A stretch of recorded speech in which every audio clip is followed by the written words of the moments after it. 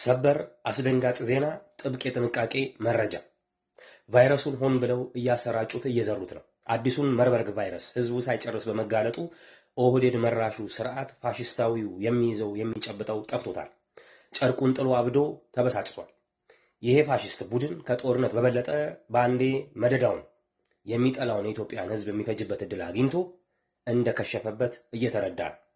ይሄ ቫይረስ ሆን ተብሎ ከመካከለኛው አፍሪካ እንደገባና የቫይረሱ ናሙና መገኘቱን የአማራው ልጅ ይሄ ከላይ የሚገኘው ዶክተር ቢኒያም አስራት አጋልጦት ከባድ ምቀኝነትና የዓላማቸው አሰናካይነት ሆኖባቸዋል።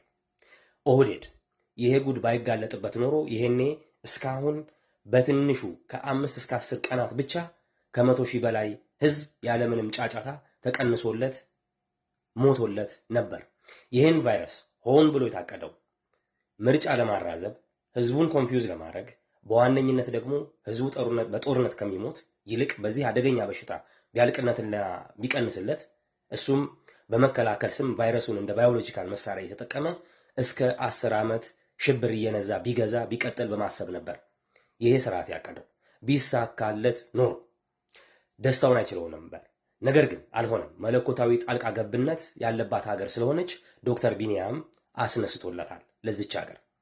ወገኖቼ እስካሁን ድረስ በቫይረሱ አንድ የህክምና ዶክተር ጨምሮ 7 ዜጎች፣ አንድ መጫት ከነ ልጇ እና የጽዳት ባለሙያ በጂንካ ሆስፒታል ውስጥ አርፈዋል። ልብ አድርጉ። በተከሰተው ቫይረስ ጂንካ ሆስፒታል ውስጥ የሞተው ሐኪም አንዱ ዶክተር ጌትነት አብዩ ይሰኛል። የቀብር ላይ የተገኙ ግለሰቦችም ወዲያውኑ በዚሁ ቫይረስ ተይዘው ታመዋል። አንዱ እስካሁን ድረስ በጽኑ ህመም ውስጥ እንዳለ ተነግሯል። የውጭ ሚዲያዎች ሳይቀሩ ስለ ቫይረሱ እየዘገቡ ነው። ፋና ወይም የኢትዮጵያ ሚዲያዎች ዝም ጭጭ ብለዋል። ይህን የሚደረገውን ጉዞ ሊያሰናክሉ ይፈልጋሉ። ይህን ወይም መንግስታት ወደ ኢትዮጵያ የሚደረገውን ጉዞ እያገዱ ይገኛል። ይሄ አደገኛ ገዳይ ቫይረስ ከኢቦላ ጋር እጅግ ተመሳሳይና ፋሚሊየር የሚባል አይነት ነው። ተጠንቀቁ፣ ይገድላል። ይሄ ቫይረስ እያከፋፈለው ያለው ደግሞ የበሻሻው አቶ አቡጡጡ አህመድ የሚባል ሳዲስቲክ ዘረኛ ጨቅላ ነው። ይህን ቫይረስ ወደ ኢትዮጵያ ከአፍሪካ ሆን ብሎ ያስመጣውም ራሱን። በተያያዘ ዜና ይሄ ቫይረስ ያለበትና የታመመን ግለሰብ መገናኛ አካባቢ ዛሬ ከጂንካ አምጥተው ለቀውታል። ህዝቤ ሆይ ራስህን ጠብቅ፣ ተጠንቀቅ፣ አምልጥ።